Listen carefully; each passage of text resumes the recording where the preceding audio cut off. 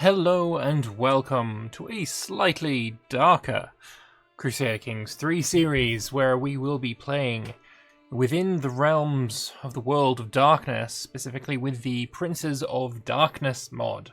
And I've touched this before. I have played a small part of this mod, and I will say from the very start, I am not as familiar with the World of Darkness franchise as I now wish I was, because, like I said, that little toe that I dipped in the pool of probably blood is definitely whetting the old appetite for a bit of vampire goodness, and I am very much intrigued, and maybe this can be my introduction into the World of Darkness, and we'll see where it goes from here. But let's get back on topic. We're going to be playing with this very, very well put together mod.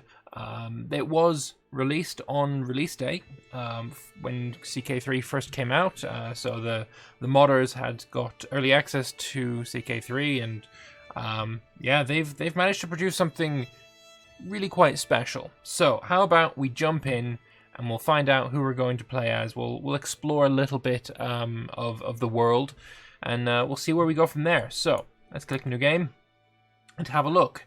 So immediately we've got a bit of a new screen here with new characters that we have absolutely no clue who any of them are. Or at least I don't. Maybe you are into the World of Darkness franchise and you know absolutely what all of this is. I don't know. I don't know. Anyway, let's have a look. Let's have a read.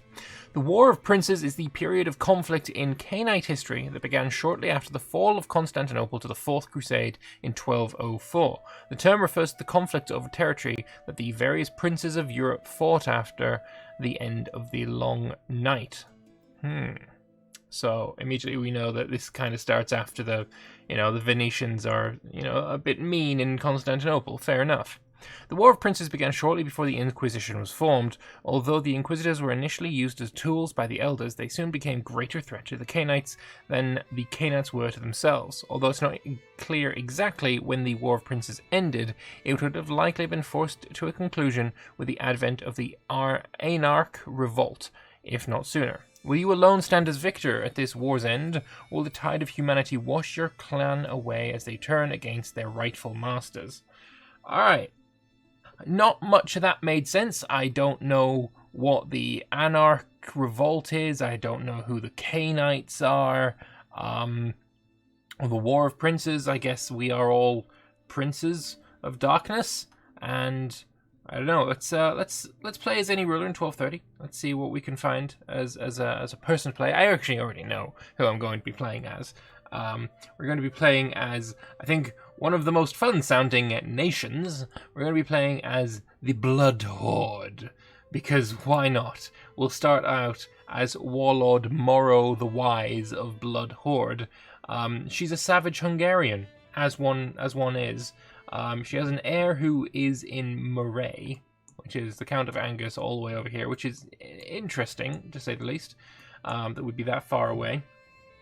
And yes, we are a free state, so we don't accept the laws of Cain. Is that like Cain and Abel Cain? Maybe. Free states are a loose alliance of similarly minded Cainites gathering around a charismatic ruler. Alright. So that is what our government type is. We are diligent, we're wrathful, we are brave. We follow the feral faith of Via Feritas. The ferals on the path of the savage are the most prone to unleashing the beast in fits of rage. Their fury is directed towards anything they consider weak, especially civilization. They strike often, and they strike hard. Interesting. We are of House Hukros, servants of the Bestial Mother. Nice. Already our level of splendor is glorious. That's pretty cool. And the house head is King Hukros, who is the leader of somewhere. County of Akwar. Where is the County of Akwar? Aha! All the way over in Ghana. Interesting. Interesting. So, yeah, as for our family houses, they're pretty far away. Let's have a look. So Hukros is here, down here. We've got House of Odin, and I believe this country here, called Midgard, is this guy here is like the son of Odin, which I feel is pretty cool. We've got the Hardestads here. Fiefs of the Black Cross. Interesting nation here called the Courts of Love, led by the Red Empress. That's pretty cool as well. We got Mithras in Avalon, which is England. Yeah, there's just a whole lot of stuff here that you can dig your teeth into, so to speak. I feel like there's a lot of flavor that we could certainly search for. But we're going to be playing as this lady here, Warlord Morrow the Wise of the Blood Horde. We are 343 years old, and we need to, of course, do some game rules. Oh god, there's World of Darkness game rules. Haha. So, most landed characters have supernatural creatures or those who hunt them. Okay, that's fair enough. Non-player character vampires do not learn lifestyle perks. Elders can learn new tricks. Elders learn new tricks. They learn. What was the default again? There we go. Learn no new tricks. Eyes of the Abyss. La Sombra have normal eyes even if they have Oblivion Sight. La Sombra with Oblivion Sight have black... Oh, that sounds cooler, actually. Eyes of the Abyss sound much cooler. Banu Hakim will not have Obsidian Dark visual effect as they age. Oh, darken with age. Absolutely. That sounds pretty cool. Supernatural Dominance. The Kindred hold most landed titles. Yeah, fair enough. Difficulty normal is fine. Exclave Independence. Finally, we found what we were looking for. Total. Multiplayer don't care. Minor disease don't care. Gender equality don't care. Regional heresies don't care. Don't care. We were significantly slower culture conversion speed. Interesting. That is the default right now. Diplomatic range is already restricted, which is nice. I like that. Custom Kingdoms is on. Generate families is off. Landed historical characters with no recorded family will not have a family generated for them. This increases the risk of an early game over. Interesting. Same-sex relations, default. Everything seems fine here until we get to character nudity. And of course, this is demonetization, so yeah, that's getting turned off completely all the time, every time. Alright, so let's jump in to the Blood Horde, and we'll see where we go from here. So, welcome to Princes of Darkness. Mwahaha. Now, I'm going to put... I'm not going to cut this out. I am going to read all of this, but I will put a little marker here to a timestamp if you would like to skip all of this reading and actually get into the gameplay. But for me personally, I want to read this. I want to learn about the world, and you know, maybe you're new to Princes of Darkness and World of Darkness yourself, so maybe you want enlightening on the darkness. Yeah, so many pun potentials. Anyway, there's a timestamp there. First thing, thank you for playing the mod. Princes of Darkness is an overhaul of the base game aimed at bringing the World of Darkness into life in Crusader Kings 3. As such, it has many gameplay concepts altered and use the extensive lore of its world to propose a different experience all round. Alright, let's talk about the main vampire mechanics then. The first thing to note is that, as a vampire, you are immortal, sort of. You won't die of old age or disease, but being put to the torch or decapitated will still end your own life. As such, succession is a lesser but still present concern for you. In the same vein, marriages can't produce children, so they're mostly a political tool available to a select few religions. Religions are a core part of the gameplay, even more so than in CK3. Here it represents the core philosophical tenets of your character, which will help him not fall to the beast. Indeed, the beast, a literal manifestation of your inner monstrosity, is one of your worst foes, and managing your stress is paramount to not fall prey to it, as that would mean your character has become feral white, resulting in his abdication. Take note of your hunger, a core modifier representing your need for blood. Hunger is used for many schemes and powers, and replenished slowly or with active hunting. Okay, so if you fall to the beast, you basically lose. You abdicate. So how does one fall to the beast? Is it something to do with your hunger then? Managing your stress is paramount to not fall prey to the beast. And is hunger using the stress level or something? I don't know. We'll find out. So some more advanced concepts. Vampires are slow at learning new things. As such, you will still have access to the base lifestyles, but at a lower rate of progression. You can instead choose to invest your time into the disciplines, opening the powers of the damned for your use. Buildings represent your influence over the mortal populace. Most are capped by a stat like control. You will have to choose how to balance these. Note that major centres of populations represented by high development, duchy capitals are the biggest asset any prince can dream of. Warfare is sensibly altered with a bigger emphasis on knights. The prowess of your knights can easily overcome a much more numerous foe, especially if mostly comprised of levies. As such, be very wary of high prowess hostile vampires. In a world full of deceit and tricks, intrigue plays a bigger role. There are new schemes to discover, some linked to your powers, and most of the characters have secrets better left untold, or used for blackmail if their religion allows it. Alright, cool. That is all the vampire mechanics sort of told. Let's go to the world and its lore. The World of Darkness is a universe running for more than 30 years now, with hundreds of books and other medias covering it. Indeed, Paradox is they're the publisher to the soon-to-be-released Vampire the Masquerade Bloodlines 2, which I got a chance to have a look at ParadoxCon, and I will be playing that as well. Not sure if it's going to be on YouTube or on Twitch, but it will be somewhere for sure. I'm looking forward to that game. The main idea is that in our world, several factions of supernatural creatures are interacting below the surface, creating an underworld full of intrigue and stories. The vampires of the World of Darkness are mainly the result of the biblical curse against Cain, the first murderer, and most are tracing their lineage to him in a system they call generations. This dynasty tree of the undeath has branched into several factions, the clans each with its strength, weakness, and geographical power base. In Dark Ages Vampires, which you are playing now, are we? Okay. We are following the undead world at the crossroad of several major crises. The sack of Constantinople has happened and broken the major Cainite empire of the time, having a ripple effect as far as France and Persia. Meanwhile, the Church Inquisition is gathering support and information, almost ready to usher in the age of retribution on the cursed bloodsuckers. Interesting. So it seems like, is the Pope here? No, you're just wait, Pontifex Maximus of the Damned. So you're like the vampire pope. That's pretty cool.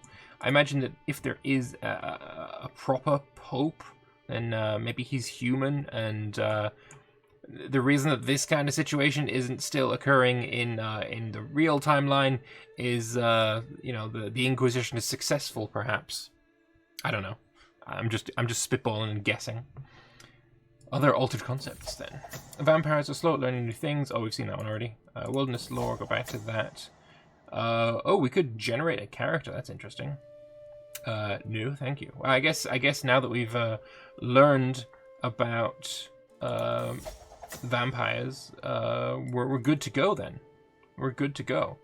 Nice. So let's have a look at our character. Let's see what she is like.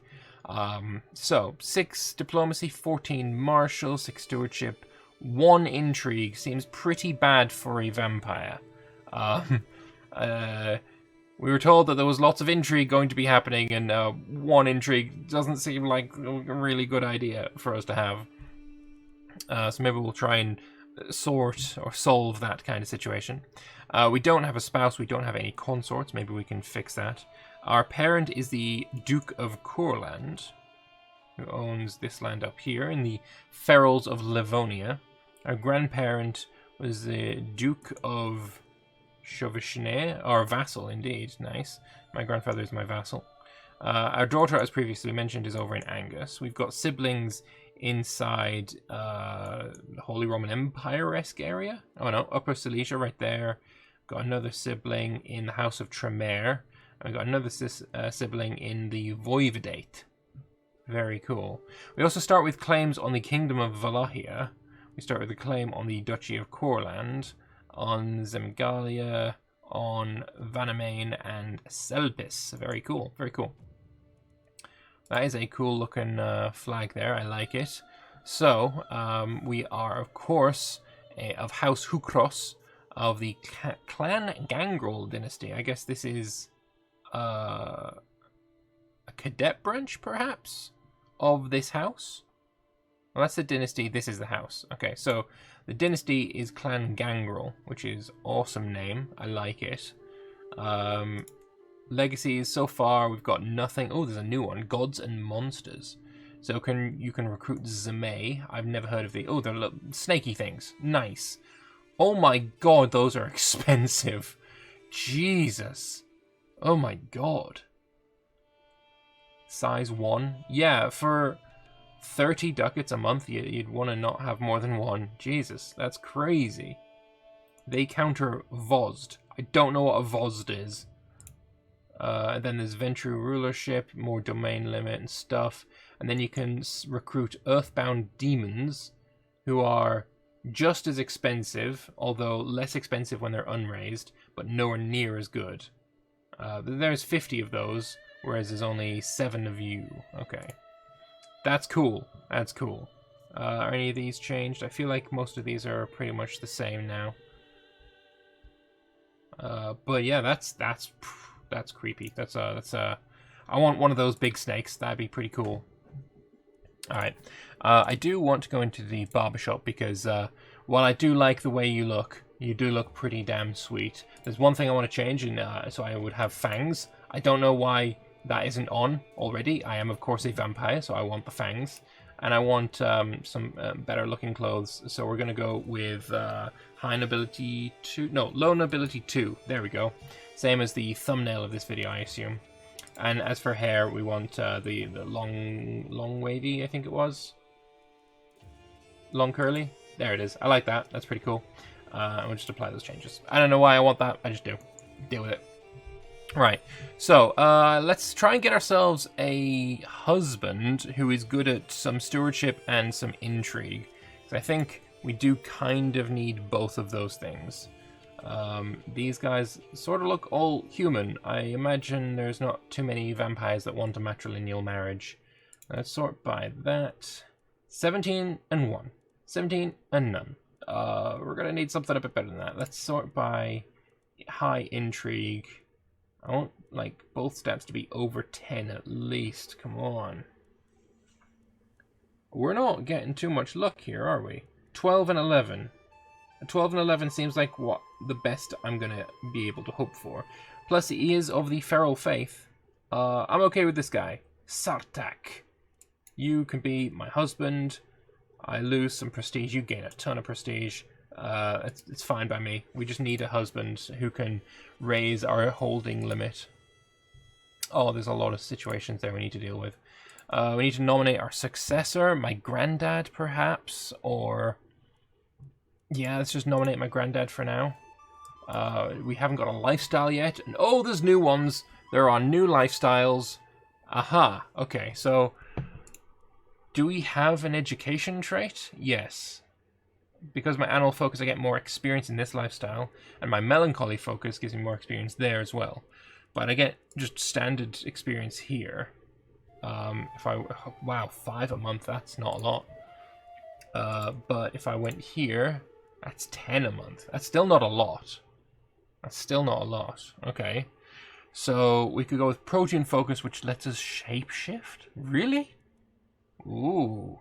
I like the idea of shapeshifting. What can we do right now, anyway?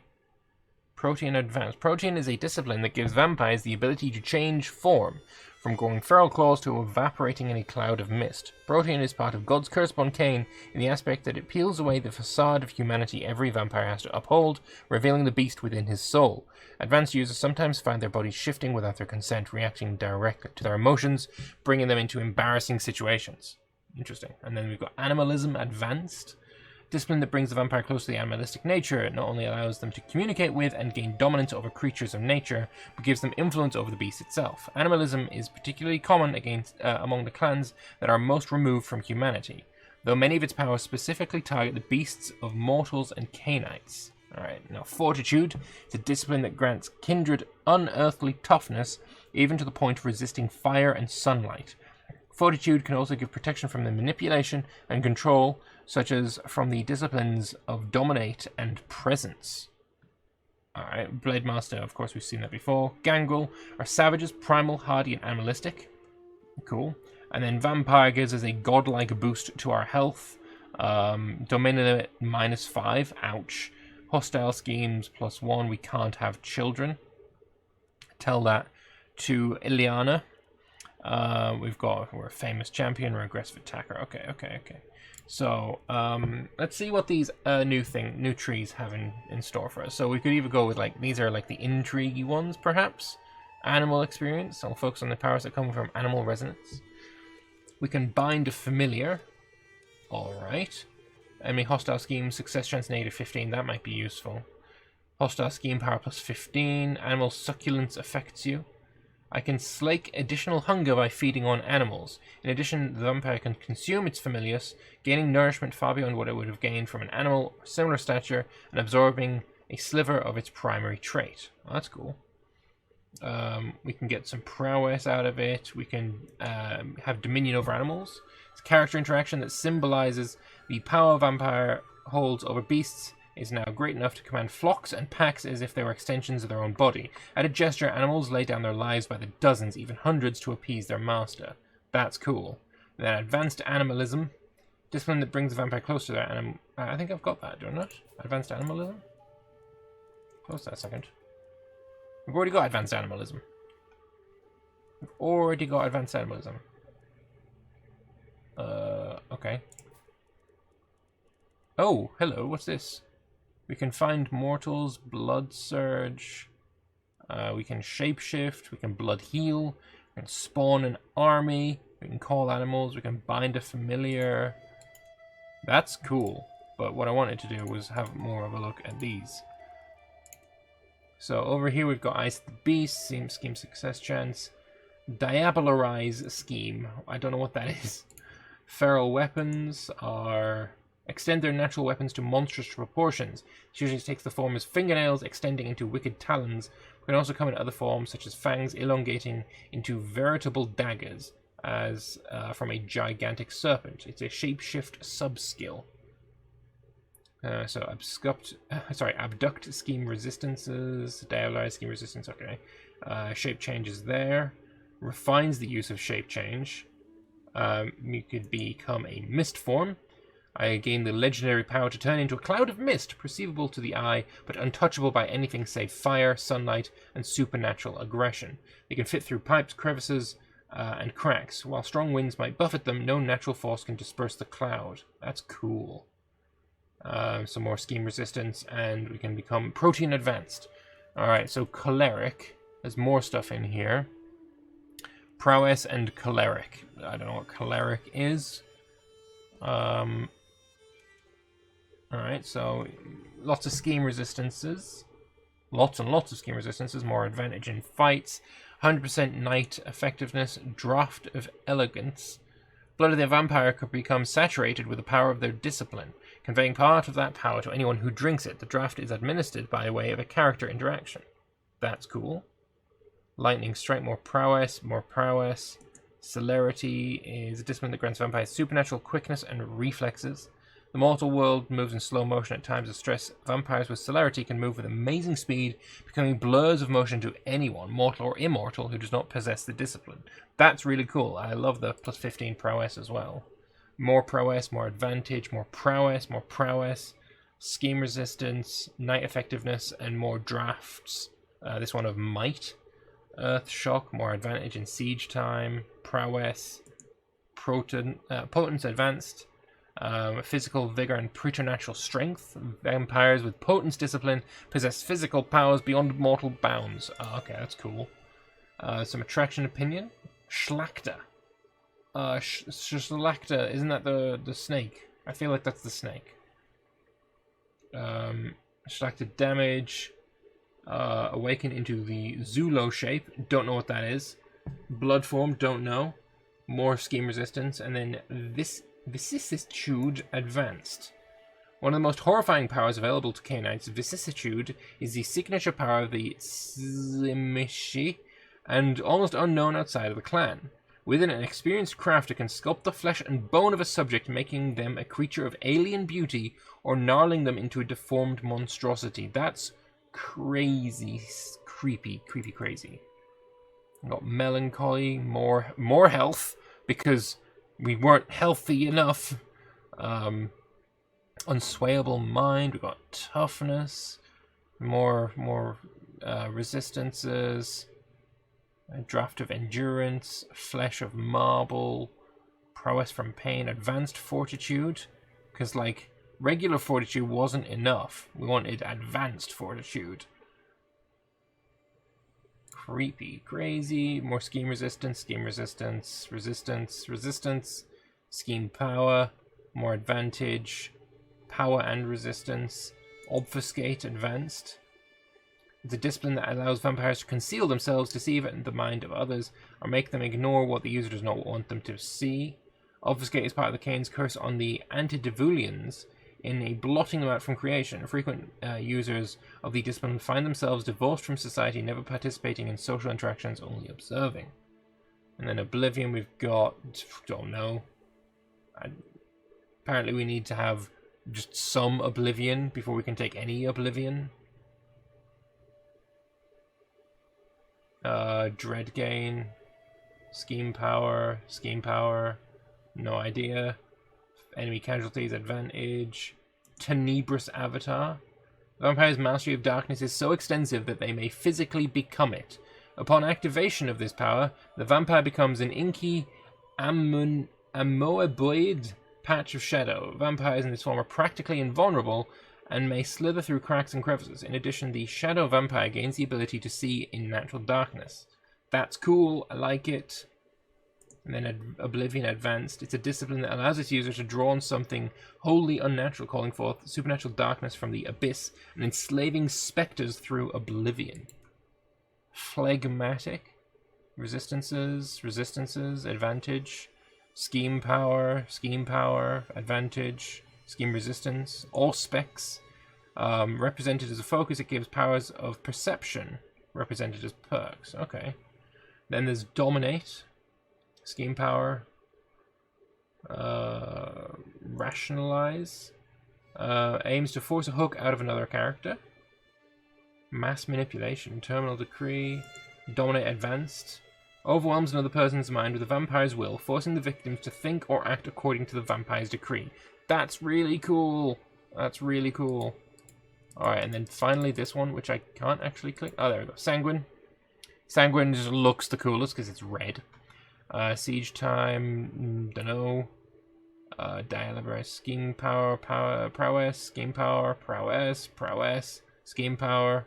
Blood sorcery advanced. Blood sorcery refers to the magic performed by vampires, fueled by religious or occult practices and the power of Cainite vitae. Through the practice of blood magic, the Cainite can summon fire, control the weather, and do many things which are unnatural even by vampiric standards. An incorporeal form.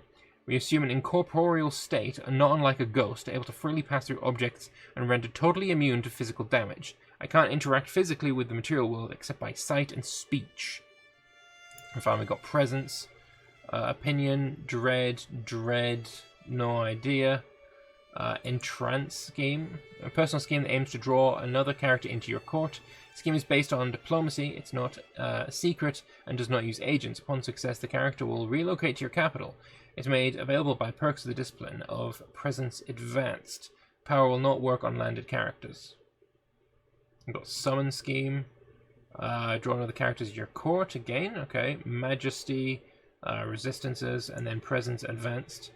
Allure and emotional manipulation, which allows kindred to attract, sway, and control crowds. Presence softened God's curse upon Canaanites, and that it makes the vampire become the center of attention, either by fascinating, seducing, or intimidating those in close proximity. Alright, so these are all really cool. These are all still really good. Like, I don't think any of these have changed, but these are cool as hell. I really like them. What I'm gonna go with... Oh, I have no idea whatsoever. I gain more experience in Animal and Melancholy. That's 10 a month. But this is also 10 a month, so it's not that much more. I don't know what I want to go with. I kind of like the idea of some blood magic, if I'm being honest. Or some dominate magic.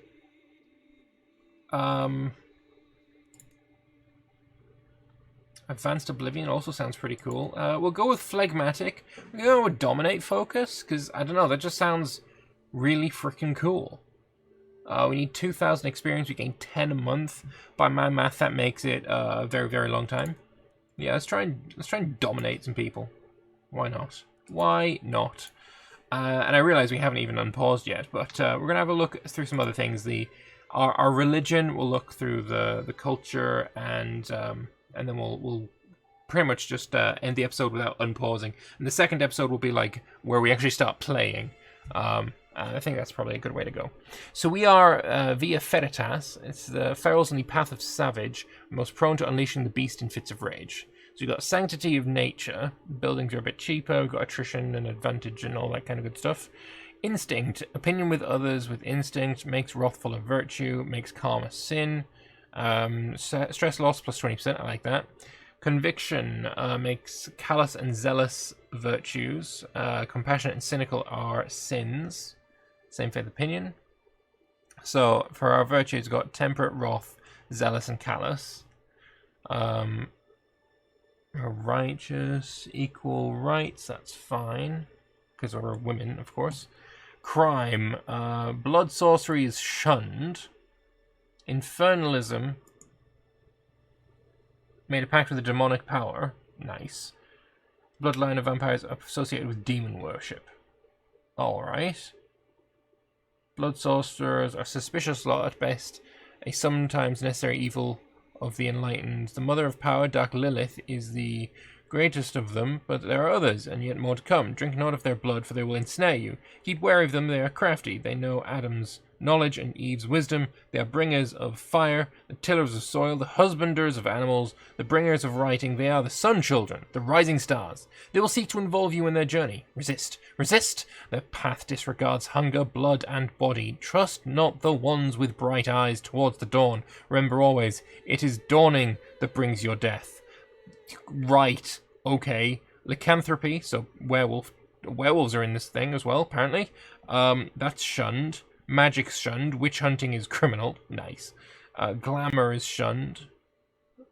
That's, alright. No masquerade. Character with the farmer trait are shunned. So if you feed from animals, that's pretty bad. And I guess the masquerade, like you're trying to hide your savage, vampire nature.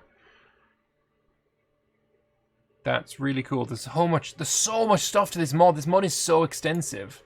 As for holy sites, they're all up in the north. And our religion probably needs to be spread just a little bit more. So looking around at religion, we've got the Einherjar. So I guess like Norse-ish. The Furors are around.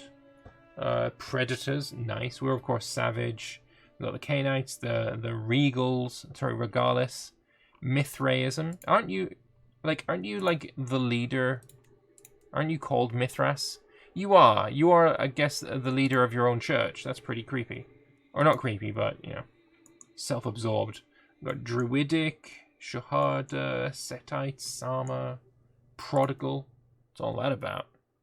Via Humanitatis. Regalis is a Scion faith. Tremere is a Warlock faith. That sounds cool as well, to be honest. And your faith is, if I go back to religions, you've got holy sites all over the place. Seoris, Vienna, Paris, London. Any more? Is there just 4? There's a big religion Liabun down in Africa. In India, we've got Rising, Dana.